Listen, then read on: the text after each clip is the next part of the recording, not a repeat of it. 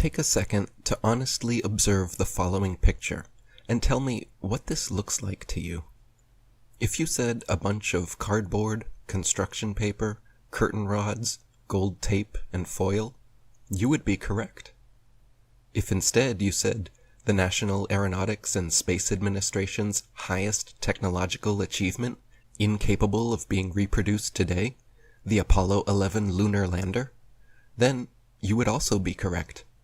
Most unbiased viewers would assume your average high school art class could construct this contraption without much struggle. But official NASA spokesman and astronaut Don Pettit assures us that actually, this 1969 technology is so advanced that even with their multi-billion-dollar yearly budget, they cannot for the life of them recreate it now. "I go back to the moon in a nanosecond," Don informs us.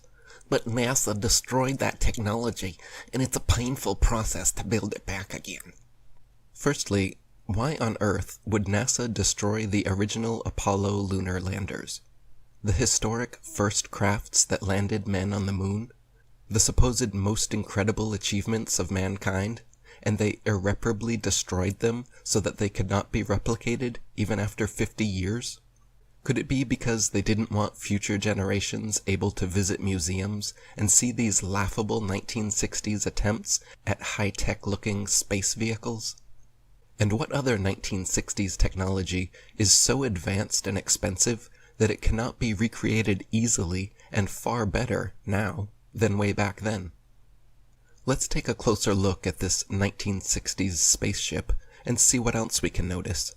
For example, look at the paneling here, on the side of the craft. If someone sheetrocked your house looking like this, you would be entitled to a full refund.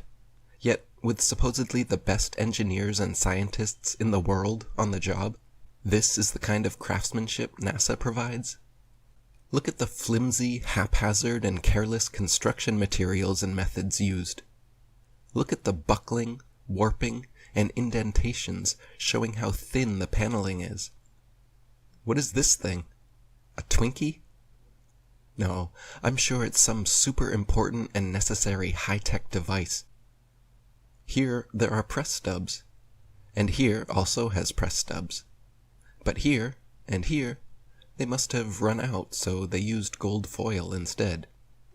And then over here, they must have run out of gold foil because they didn't bother with either. Look over here, at the evenly spaced lines of gold foil going down the legs, until you get to this point, where there is 3 lines right close together. It must be important because it's the connection point to the other crossbars, right? Let's look at another leg. Oh, no. On this one, they are all evenly spaced the whole way down. No 3 lines near the crossbar. Apollo 11 mission controller Harold Loden was quoted saying, "The skin on the crew cabin was very thin, and that was all done because of weight saving. If you really took your finger and poked hard at it, you could poke right through the outer skin of the spacecraft. It was about the thickness of 2 layers of aluminum foil." Project manager Thomas Kelly concurred, noting that the skin, the aluminum alloy skin of the crew compartment, was about 12 1/1000ths of an inch thick, equivalent to about 3 layers of Reynolds wrap that you would use in the kitchen. Apollo astronaut Jim Lovell said, "Whenever I saw a model of the lunar module, it had these rigid sides and looked really strong. Turns out that external portions of the lunar module are actually made up of mylar and cellophane, and it's put together with Scotch tape and staples. We had to have pads on the floor, because if you dropped a screwdriver, it would go through the floor." Apollo astronaut Gus Grissom even famously hung a lemon on the lunar lander just weeks before the mission started. The dictionary describes lemon being a word used to describe things, especially automobiles, regarded as unsatisfactory, disappointing, or feeble.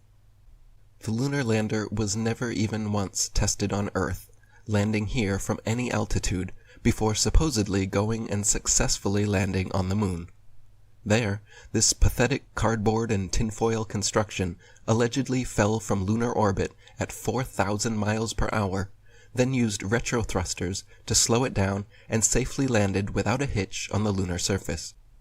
When the astronauts did practice in other training vehicles, 3 out of 5 of them crashed, and you can see here how difficult they were to control, even in broad daylight, on Earth, in optimal conditions. The idea that the actual lunar lander was never once tested on Earth, but then made a perfect landing on the moon, is one small step for lying Freemasons, and one giant leap for brainwashed mankind. This is a 7,500-pound thruster. Look how powerful this is, how big, how much dust it kicks up, and the light it creates. The lunar lander's thruster was even bigger, at 10,000 pounds, and somehow didn't kick up any dust, left no blast crater under the craft, and not a grain of sand on the landing pads, as if it was gently placed down by a crane in a studio. Here we see the lunar lander redocking with the command module. This is clearly fake and made with props, models, and footage similar to the Hollywood creations of the day, such as Stanley Kubrick's 2001 Space Odyssey, created in 1968, the year before the first supposed moon landing.